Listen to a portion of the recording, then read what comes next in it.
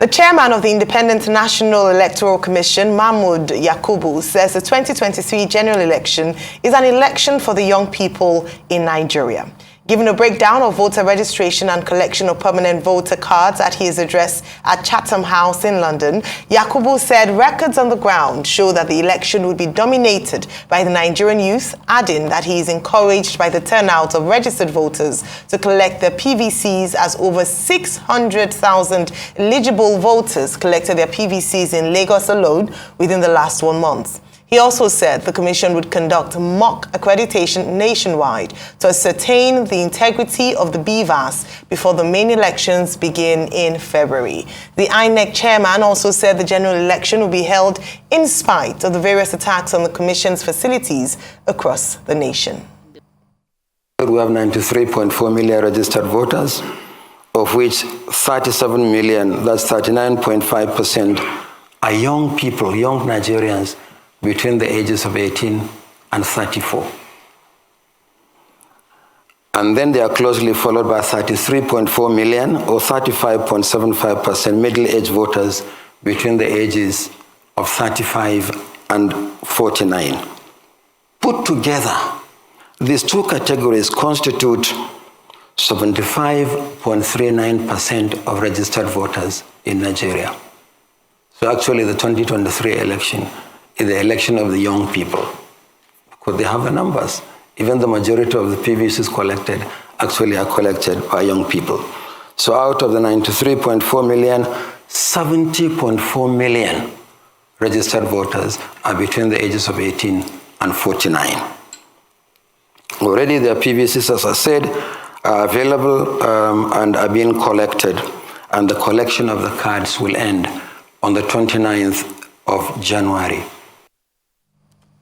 Well, good morning, Dr. Bati, and thank you and I was going to say thank you. Welcome back. We certainly missed you. Thank you. And I think your the teaming population online, the young people of Twitter have missed you as well. Good to see you. Thank you. Welcome back. Thank you very much. All right, a great day to be back as we discuss the chairman of INEC, Professor Mahmood Yakub's outing at Chatham House yesterday, where he discussed Nigerian elections. We have only a few more weeks to go, a few things there around statistics, and of course, he spoke about security and other things. Your take on this?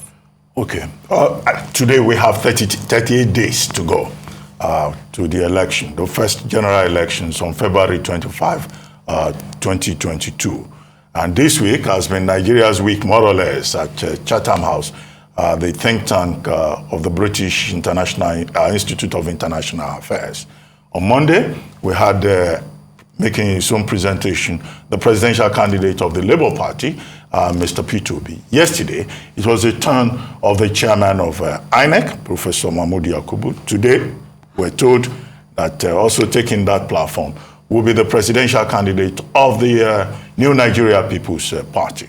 But the conversation is about Professor Mahmood Yakubu's presentation yesterday, which I think was, if you look at it in terms of content, was very comprehensive, was very intellectual, robust, detailed. And I think that for the intellectual community and researchers who may be interested in the trajectory of Nigeria's electoral process, Professor Mahmood Yakubu lived up to the expectations, with regard to the intellectual flavor of his presentation. Now, there were many takeaways from that presentation. Maybe I should start from the last paragraph of that presentation.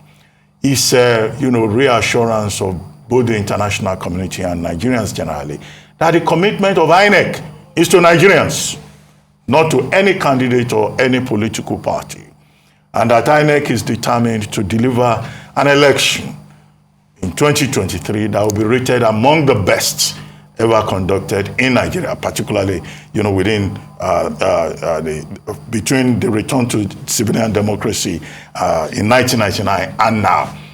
We have had 7 consecutive general elections, and he was pointing out that his plan and that of the institution that he has is to deliver, an election that will be considered among the best. Now, in terms of the details, I'll just touch on a few of them. He pointed out to his audience that Nigeria has the population of registered voters for this election, that is about 93.4 million. Now, 14 states in West Africa, if you put them together, they are registered, voters. That's about 76.6. That means that this general election in Nigeria will amount to conducting elections in 14 other West African states and even more. So that's to show the, the gravity of the responsibility in front of INEC and the seriousness of this election in Nigeria. This is like 14, 15 countries put together, going to the polls, February 25 and then March 11. Now, having established that, he then, in that paper, tried to point out that, look, lessons have been learned. And he tried to outline some of the lessons learned from the 2019 general elections. Lessons about the deployment of technological tools, lessons about voter turnout, lessons about the electoral framework, lessons about funding. And he identified all of this, and our INEC had tried to process all of those, lessons. And then, of course, he moved on to talk about the 2023 general elections. A number of key points there that he made, which Nigerians may well, seek to note. One, that there was early preparation, unlike what happened in 2019. So in terms of election planning, he said, look, they've started early. There may have been challenges, but many of those challenges have been addressed.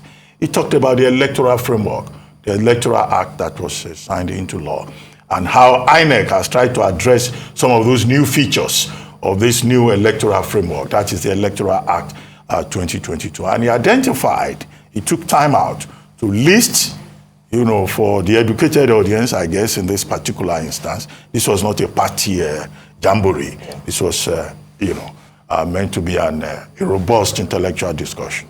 He provided about 10 major highlights of the Electoral Act 2022 with regard to the deployment of technology, with regard to funding, with regard to conduct of the elections itself, provisions about runoff and the likelihood that were to occur. So very comprehensive. We don't need to bore, the public with some of those details. And then, of course, two things that I think also stand out for me. One, what he said about the fact that they have a financial reporting mechanism, to check voter buying, and that this is supposed to be an app. I don't know how that's supposed to work in very real terms, financial reporting and auditing application. Now, how do you use that? How do you, deploy that during the elections?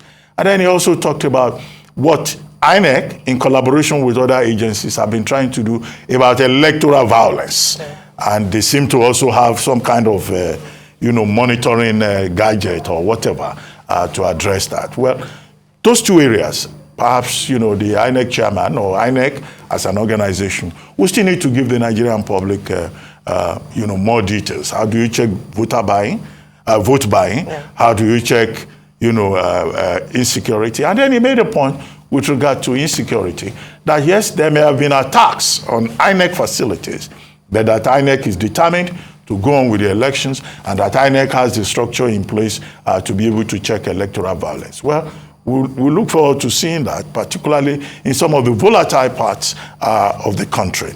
And then, of course, much capital was made out of interagency collaboration, collaboration with other stakeholders within the political process.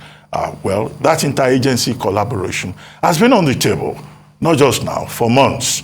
But we have not seen how that interagency collaboration has translated into checking consistent, persistent, unconscionable attacks on INEC facilities in different parts of the country. But in terms of the overall flavor of the presentation, well, I saw one or two quotes, in the piece that I just laughed. That he knows, the stature of that platform, and he made the effort yesterday to present something that is, educated, and that is detailed and has an intellectual flavor. And I think that, that his paper, should be widely published because it will remain a reference point when hereafter we attempt an assessment of the conduct of the elections. Because what he did basically was to lay out his cards on the table and to say, this is where we are. Yes, there are challenges, but the prospects are promising. Absolutely. Very well. Thank you so much, Doctor. I will just add a few things because you've described and analyzed his appearance at Chatham House in such a detailed way. Like you mentioned, three things that stood out for me were his what he said about security, diaspora voting, and also vote buying, like you mentioned, election financing. He talked about the technology, and it's something that we've talked about a number of times on the show with regards to deployment of technology in the use of, during electioneering and election period by INEC. And this is something that he highlighted quite in detail at Chatham House yesterday. It was a robust presentation, and he was able to perhaps inspire confidence in Nigerians as to the readiness of INEC towards elections 2023, coming up in 38 days on the 25th of February, and the gubernatorial and State House of Assembly on the 11th of March. With regards to diaspora voting, this is something that has come up a number of times, and of course, it was in London. So you'd imagine that question would come up again from Nigerians who live abroad.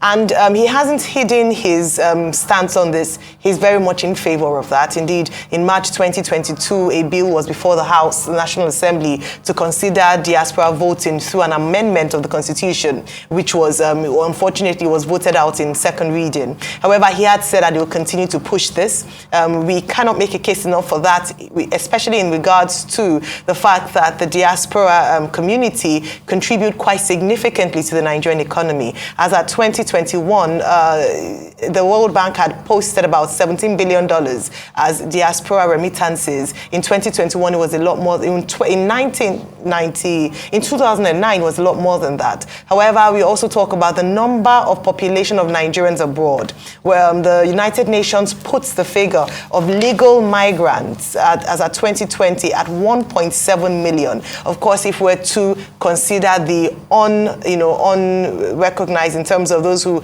are illegally abroad, it would probably be double that number. So just bringing up that case around diaspora voting again and its significance, especially for Nigerians who live abroad and contribute, significantly to the economy. Beyond that, he assured Nigerians, like Dr. Bati had mentioned, of how they're working with multiple stakeholders to ensure that they secure the next election. He talked about the technology tool, EVMAT, the election violence mitigation and advocacy tool. Now, he's mentioned that this tool is a research tool to mitigate potential security risks and to be able to deal with them. And this is quite commendable in terms of the fact that they're not just going to be reactionary; they're also going to be looking ahead and potentially identify areas of risk. So these are some of the things he addressed. But very importantly, just to round off this, is to talk about the fact that the date remains sacrosanct. Keep the reassurance to Nigerians that come February 25, elections will hold, and that despite the fact that 50 INEC buildings have come under attack in the last 4 years, they are rebuilding and they are ready to ensure that elections hold in February and in March. Well, Nigeria's Finance Minister, Dr. Zainab Ahmed, says she does not feel betrayed by the Buhari administration for not following through on a 2021 projection that fuel subsidies would be removed in June of 2022. She spoke to Rise business correspondent Rotu Sodiri in Davos, Switzerland, at the ongoing 2023 World Economic Forum. Here in Davos, Switzerland, we are honored to be joined by Nigeria's Minister of Finance, Dr. Zainab Ahmed. Thank you so much, Minister, for joining us. Really glad to have you with us. Minister, starting globally, there's a lot of talk about a recession in 2023. Do you buy into that? Do you think that that is what is going to happen and it's on the cards this year? Well, first of all, let me thank you, Ojeri, for having me at Arise TV here in Davos today. On your question, it is quite likely that there will be a global recession. From the reports we've seen from the World Bank and the IMF and other forecast that there will be a global recession. How it will affect the globe, of course, will be different from sub-region to sub-region.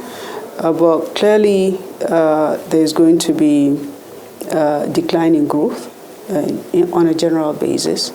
Even China, the last time that we had a global recession, China didn't witness any growth, but even China is projected to see a reduction in growth. And why are we having this decline in growth?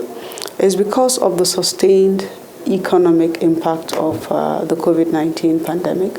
We've seen the resurgence of COVID-19 in some developed economies, especially China, but also the effect of the Russia-Ukraine war that is having a global impact. The quantitative easing that is being implemented by central banks across the world also contributes to high cost of interest, resulting in high inflation rates, which means people's spending power is weakened as a result. So they are all indications that there will be a global recession. Now, Minister, back in 2008, when there was a global recession, Nigeria's FX reserves were in excess of $60 billion, and the country was able to withstand the impact of that recession. Looking at 2023, do you think Nigeria is vulnerable to external shocks? So it is true we had higher reserves during the first global recession. Our reserves are now at 34, so that is still a healthy level. It means we're able to meet at least 6 months of imports and other expenses into the country. It means we can withstand another global shock if we're able to carry through a coordinated response between the monetary, fiscal, as well as trade authorities. We have learned a lot from the experience that we went through during the COVID, and it showed that when we plan as one, we can actually withstand the shocks. If you recall that the Nigerian economy did go into recession during the COVID, where it was a short-lived one because of that coordinated response, which had not just government, but also private sector contributing to the effort. We also had at that time been able to scale back on some categories of government spending to enable us invest more in the healthcare sector. So with the right policies, we can weather another global recession. Exactly 7 days ago today, back on January the 10th, Arise TV and KPMG had a special broadcast, Budget Day, where we looked in depth at the 2023 budget. Minister, do you feel, or rather, what is your response to those who say that the revenue projections of over 10 trillion for 2023 are too optimistic? Well, I will say that if they look at the numbers, the performance of the 2022 budget, you will see that the oil and gas sector contribution was about 35%, while the non-oil sector had the largest contribution. But not only that, the non-oil sector contribution outperformed the budget by a very large proportion. For example, company income tax outperformed the budget by 158%. So there are some foundational measures that have been taken that has enabled non-oil sector revenue to grow on a consistent basis, and not just by a little bit, but quite significantly. And secondly, the oil sector's contribution that was minimal in 2022 is looking good to pick up in 2023. The measures that the government has taken, a combined effort of security and intelligence agencies' work, have resulted in improved production from the oil and gas sector, and it looks like it will continue as well. Most of the fields that were previously not producing at the levels they're supposed to produce can now produce at maximum capacity. And also the oil price in the international market is still at a very reasonably high level. And we're doing a lot to encourage investments in gas, so there will be new and additional incremental streams that will come also from the gas sector. So we should be able to meet this. There's also, we introduced some new excise duties and some taxes, the full effect of which we will see in 2023. Okay, so that's revenue. On the debt side, debt service to revenue in 2022 was about 80%. We have a deficit for 2023 that's over 10 trillion naira.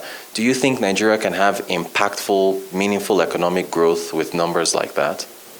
There can be, and there should be, and as a matter of fact, there must be. We have to improve on our revenue so that that revenue to debt service ratio improves. Again, we have had to borrow to be able to invest in infrastructure. When this administration started, we had an infrastructure stock of about 22%. We've been able to move that to 35%. These are investments that are required to grow the economy on a sustainable basis. Also, we've been faced with 2 recessions, and we took expansionary stand to spend our way out of recession, because you cannot just contemplate what will happen for Nigeria to have an extended period of recession. So we will be able to increase the revenue performance in 2022, and that means we'll be able to reduce the debt service to revenue ratio. We also have to exit fuel subsidy, because that is also a very significant contributory factor. You can look at it in 2 ways.